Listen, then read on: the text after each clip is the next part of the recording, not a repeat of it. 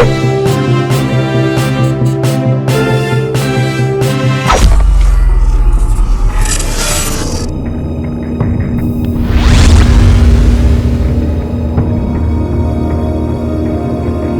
datang di saluran 62. Ada demo menentang rasisme dan ada yang demo lalu rusuh dan rasis. Ditulis oleh Ca Anton, sumber Seward. Jika masih ada orang yang rasis, belumlah layak dia disebut sebagai manusia yang utuh. Karena manusia utuh itu manusia yang memandang manusia lainnya tidak sebatas warna kulit, suku, dan bangsa. Manusia utuh akan memandang manusia lainnya sebagai manusia yang tak peduli apapun warna kulit, suku, dan agamanya. Di Amerika, saat ini sedang ramai demo yang rusuh karena dipicu oleh tindakan yang dianggap sebagai perbuatan rasis. Orang-orang marah dengan perlakuan tersebut. Polisi menginjak leher orang berkulit hitam hingga meninggal, mengakibatkan kemarahan yang sangat besar. Semua bahu-membahu menentang tindakan rasis tersebut. Seperti yang kita ketahui bersama, Trump sebagai presiden Amerika saat ini ketika kampanye kerap dianggap bermain isu SARA. Banyak orang marah karena itu, namun di satu sisi dia menang serta makin menggila dengan kebijakannya. Kebijakan frontal kerap dilakukannya, mungkin karena dia punya sumber uang yang tak biasa, meremehkan orang dan memantik sentimen SARA. Trump lupa kalau saat ini manusia sudah mulai muak dengan pengkotak-kotakan. Manusia ingin hidup berdampingan dengan damai tanpa ada benteng pemisah antara satu dengan yang lainnya. Rasis adalah pola pikir yang sudah seharusnya mati dari benak setiap manusia yang ada di muka bumi ini. Meskipun berdemo menentang rasisme adalah baik, tetapi pengerusakan properti orang lain tidak dapat dibenarkan. Contohnya seperti orang yang tertangkap kamera dan tergambar peta Indonesia dalam tangannya. Jika itu benar, maka itu adalah tindakan yang salah. Tak ada hubungannya kematian warga kulit hitam yang dibela dengan pengerusakan properti. Di Amerika, ada yang menentang rasisme begitu keras. Lalu marilah kita menengok di negara kita yang tercinta. Jika kita browsing di internet terkait berita demo rumah ibadah, maka akan ada sekelompok orang yang menentang pembangunan rumah ibadah meskipun IMB sudah ada.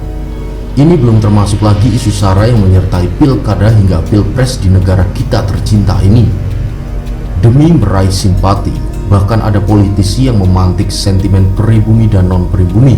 Meskipun itu sudah dilarang karena apapun warna kulit dan sukunya, selagi dia WNI adalah bagian dari Nusantara. Ungkapan pribumi dan non-pribumi lama-kelamaan akan berpotensi sebagai benteng penyekat yang juga mempertebal rasisme di Nusantara.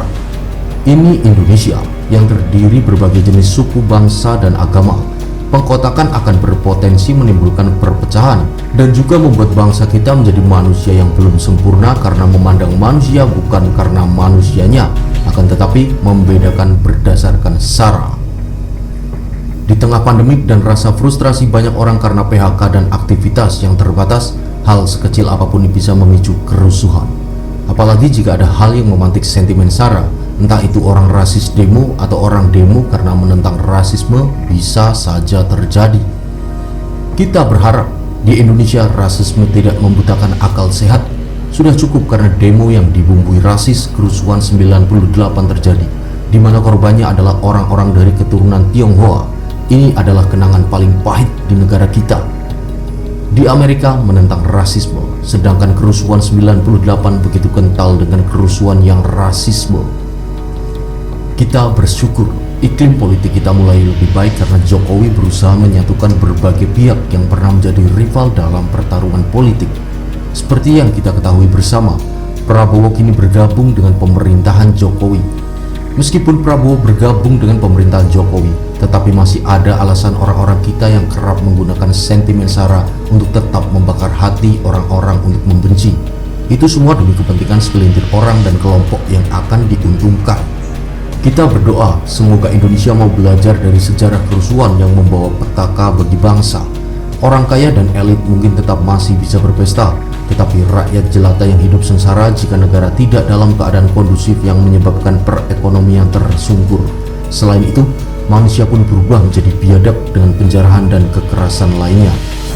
Marilah bersama kita jaga kondusivitas negara kita, bahu-membahu fokus pada hal positif melawan corona dan bangkit bersama untuk membangun Indonesia. Lupakan perbedaan, karena perbedaan adalah takdir yang sudah digariskan oleh Tuhan dan tak mungkin akan pernah bisa diubah oleh manusia.